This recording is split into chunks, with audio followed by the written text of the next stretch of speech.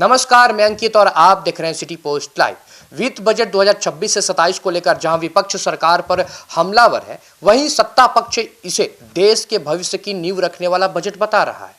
इसी कड़ी में बिहार के रक्सौल से भाजपा विधायक प्रमोद कुमार सिन्हा ने केंद्र सरकार के बजट की खुलकर सराहना की है। उन्होंने इसे देश की संभावनाओं को हकीकत में बदलने वाला बजट करार दिया है। जी हां, प्रमोद कुमार सिन्हा ने कहा कि यह बजट केवल सुधारों की बात नहीं करता, बल्कि प्रदर्शन और उत्पादकता को केंद्र में रखकर तैयार किया गया है। उनका कहना है कि मोदी सरकार ने इस बजट में जनता की आकांक्षाओं को प्राथमिकता दी है और भारत की वैश्विक जो प्रतिस्पर्धा है उसको मजबूत करने पर विशेष जोर दिया है। उन्होंने विश्वास जताया कि इस बजट से रक्सौल जैसे उभरते और सीमावर्ती शहरों को विकास की नई गति मिलेगी। विधायक ने खास तौर पर मेक इन इंडिया 2.0 और सेमीकंडक्टर मिशन 2.0 को युवाओं के लिए ऐतिहासिक पहल बताया।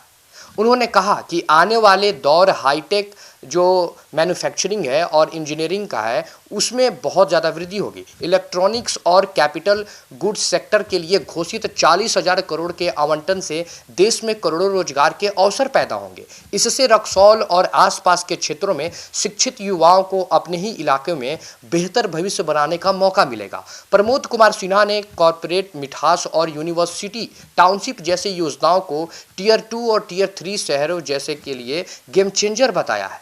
उन्होंने कहा कि इन योजनाओं से शिक्षा और उद्योग का शिक्षा जुड़ाव होगा, जिससे स्थानीय अर्थव्यवस्था को मजबूती मिलेगी और पलायन की जो समस्या है उस पर भी बड़ा अंकुश लगेगा।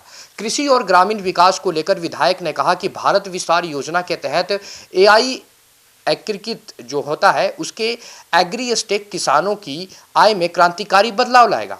जो ये एआई का ढांचा बनाया जा रहा है, अब खेती केवल मौसम या किस्मत पर निर्भर नहीं रहेगी, बल्कि डेटा और सटीक सलाह के आधार पर होगी।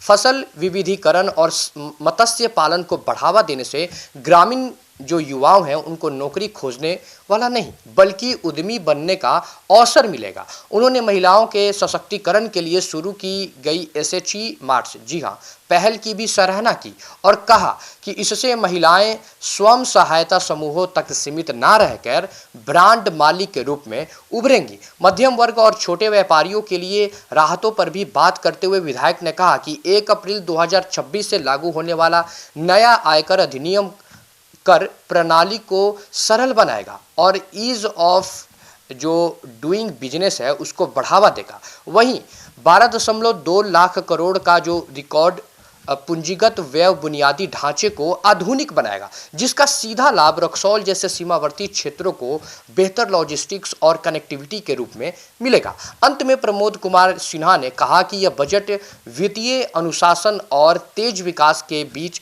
संतुलन का बेहतरीन उदाहरण है और 2047 तक, जी हाँ, 2047 तक विकसित भारत के संकल्प को साकार करने की दिशा में एक मजबूत कदम है। आपकी क्या राय है इस पूरे वीडियो को लेकर? कमेंट में अपनी राय हमारे साथ जरूर साझा करें और देखते रहें सिटी पोस्ट लाइव। धन्यवाद।